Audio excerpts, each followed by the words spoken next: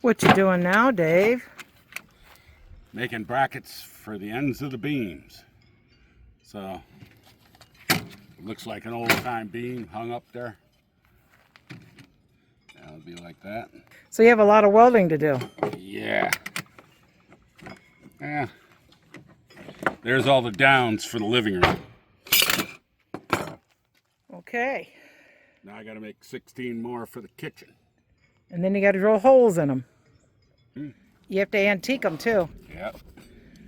We're Dave and Karen from Wax on Wheels. We travel with our heavy-duty truck Leroy, our 2 Can-Am motorcycles, our DRV Dixie, and our smart car Zippy. Don't forget to subscribe and click on that bell to be notified when we post a new video. Why are you making them? Why don't you just buy them? You can't just buy them. Well, you can, but they're like, what, $45 a piece? Yeah. A lot more time, but I know you like doing this stuff. I don't know why, but you do. I don't know why either. Someone ought to slap me and tell me to stop. You're just looking for beer money. So you got to cut. Iced tea today. Iced tea today. Yeah, while you're working, heck yeah. Running power tools. Yep. Power tools means no beer until afterwards. Power tools and alcohol do not mix. That's right. Safety third, man.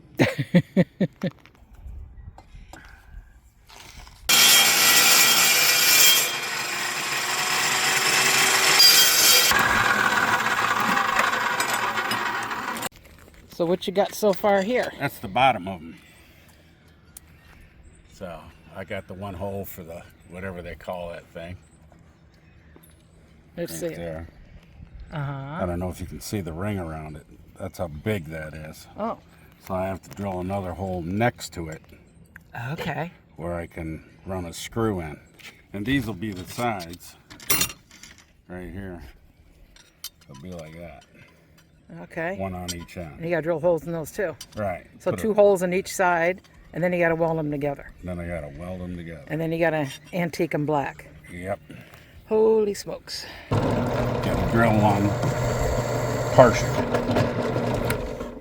Why partially? Because this is going to be my template for the rest of them. For the 5/8 hole. Or for the hole for the screw.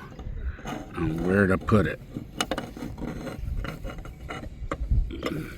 So when I go to set up to drill that other hole, I know how far out I can go from this hole.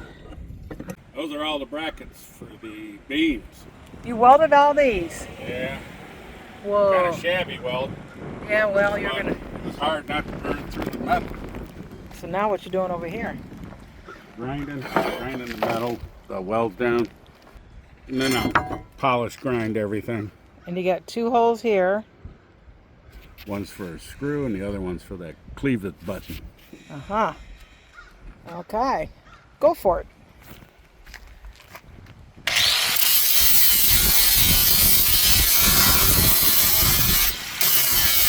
So you got some, I think they're called clavos? Clavos buttons. Okay. They're like old antique bolt heads, and spikes, nails, whatever you want to call them. Well, you were looking online and you found some real ones, right? Yeah, and they were $8 a piece. I think it was, the cheapest we found was like 6 or something. Yeah, it's crazy. 6. And these are what, like $1 a piece at They're Amazon? about $1 a piece at Amazon. And seeing how I needed 100 of them, there you go. So, how's this going? This bracket goes up over the beam on the ceiling, and there's 2 holes right here. The smaller hole is for a screw to hold the bracket to the beam, and the bigger hole is for this clavos. Once this is up and screwed in, you take the clavos and you put it over top of it, and it hides the screw and everything, and it looks like a big bolt or nail or what have you in the side of the beam. Okay. And that's how it works. So what you got going on out here?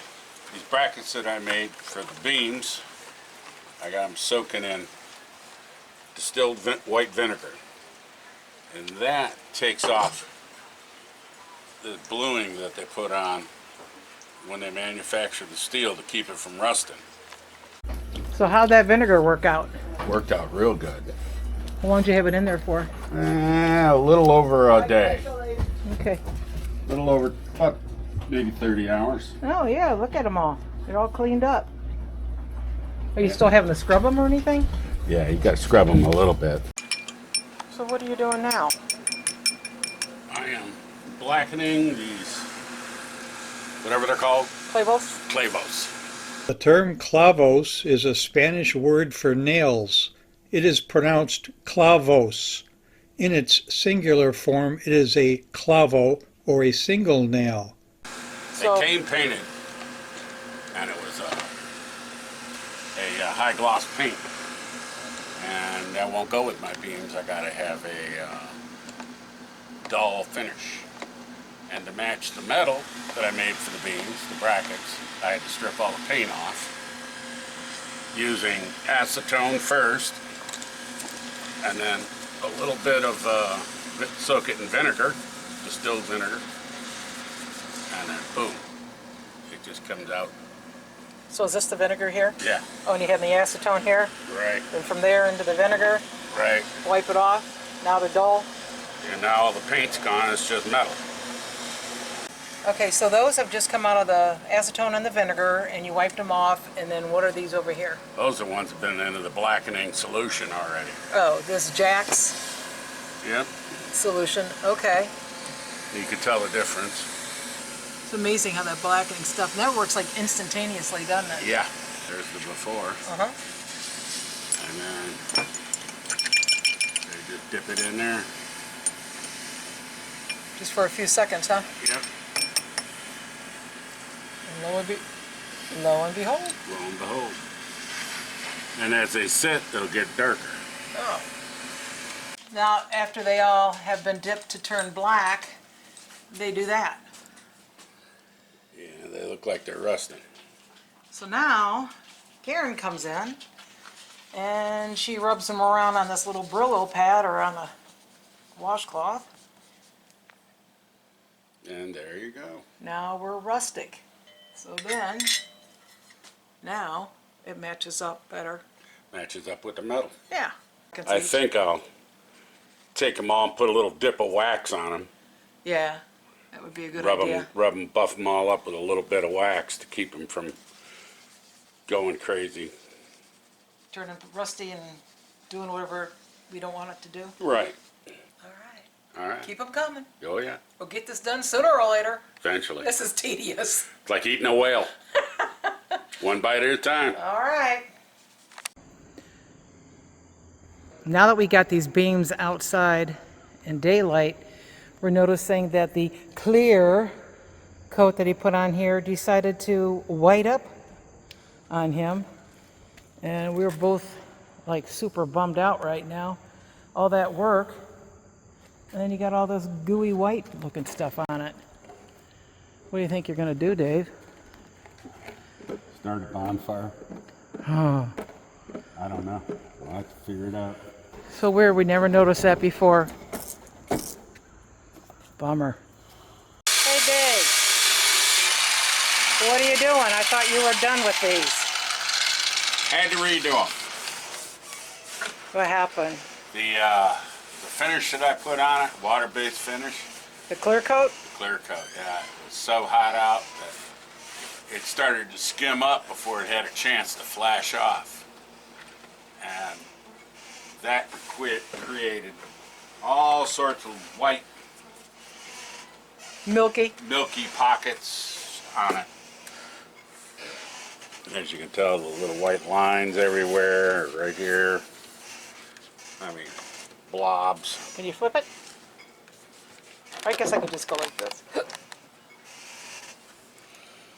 Yeah. This one's not that bad, too. Now, this is one of the better ones. You gotta redo it. So how are you redoing it? Sanding it down, and then I'm putting a polyurethane clear coat on it instead of a water base. Are you staining it again, too? Oh yeah, gonna stain it. So you're sanding it down, restaining it with the old masters, and then you're doing a polyurethane. Polyurethane clear coat on it. Would you wish you had done that to begin with? Yeah, but I thought I'd try something environmentally friendly. Yeah. And environmentally friendly turned around to bite me in the butt. And you had over 20 of these to redo. Three-sided. Three-sided. Oh, boy. Yeah. More beer. You know it.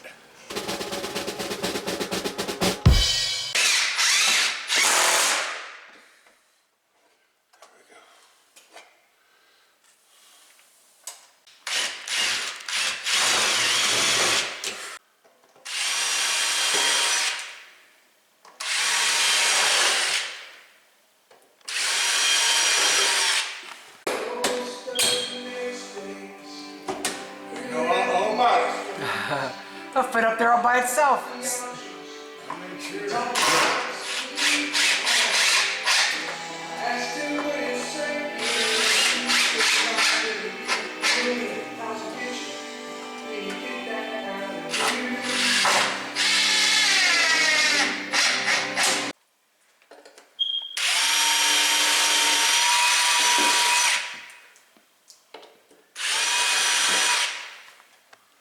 Two more clavos. Good thing you put a pilot hole in there.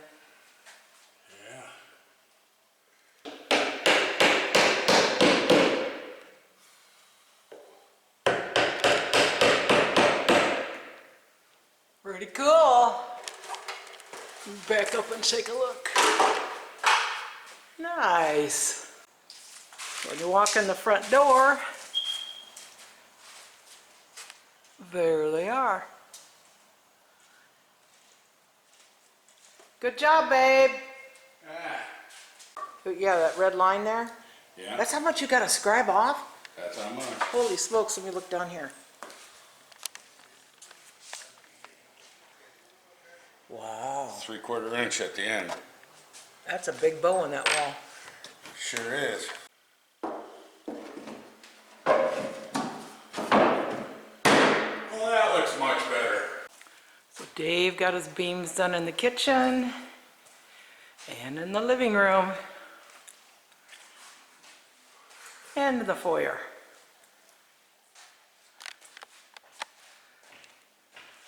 Boy, it brings a lot of warmth to the room. He's got to make some pieces that'll go in the middle where the two pieces came together out of metal and make it look rustic. Next project.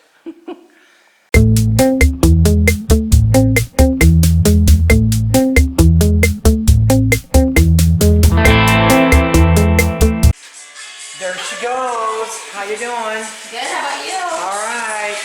Coming along. Yeah. Nice. What do you think? I love it. It looks really good. Good choice. Well, this bathroom is done. Looks good. With a little niche over here. 6-foot soaking tub. But our bathroom shower tile job not going nearly as smooth. Yep, starting with the floor in the shower. And that's those two lines in the middle there, that will continue up there as a waterfall. These two tiles, that one has the brown stones in it. That one doesn't, has the gray ones. Yeah, those two on the bottom have a little bit browner than ironwood. So as you know, this tile wasn't working out because of the matchup wasn't correct, and you can see where all the little squares are. You shouldn't have to see them. So it is getting yanked out, and she said to go look for something that would be a little simpler to put together. This is Alita by Surface. There's the number on it, and it's a pebble stone, but there is a repeat. Repeat, repeat, repeat. So this fits into this, these sides fit into here. Right. If you lay it And down. You notice for the side seam, repeat, repeat, repeat, repeat. Yep, repeat, repeat, repeat, repeat. So if you lay it out first, number them, and then put them down, it'll all go together. When you're lined up properly, you won't see the seams between each of the squares. We also discovered there was a bit of a sag in the ceiling, and on the outside of the shower, it was not level, and there was chips along the edges. And at the top on the outside of the shower, the tiles were hanging below the edging, the sluter strip. So it all had to come out. And Dave's actually laying it out for them, matching up all the squares together, and we're going to number it so they put them in the shower properly. Just to be double sure.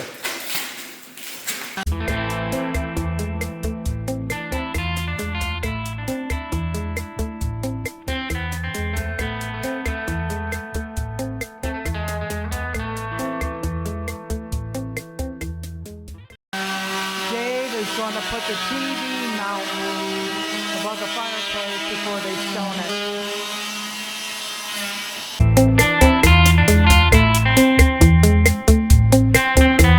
Yeah, they're working on the fireplace. We got all our lights in.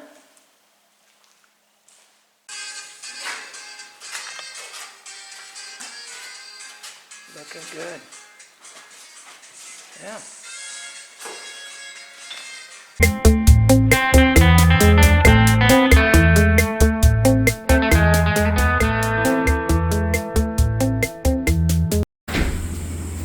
Our flooring has arrived. What?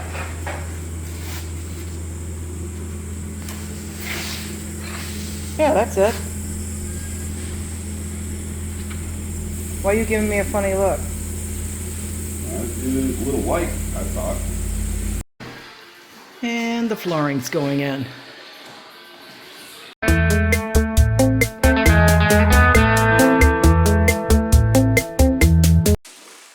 And the unveiling of the infamous mantle with a drawer.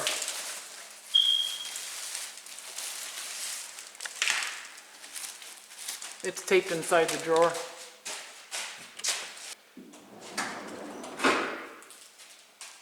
There you have it. So there's the fireplace stoned up. Dave's mantle that he made. Still got the black iron, cast iron handles to put on. And there's the floor. What you think? Let me know in the comments. Thanks for watching. If you liked the video, please give us a thumbs up. We'd love to hear from you in the comments below, even if it's just to say hi. Don't forget to subscribe.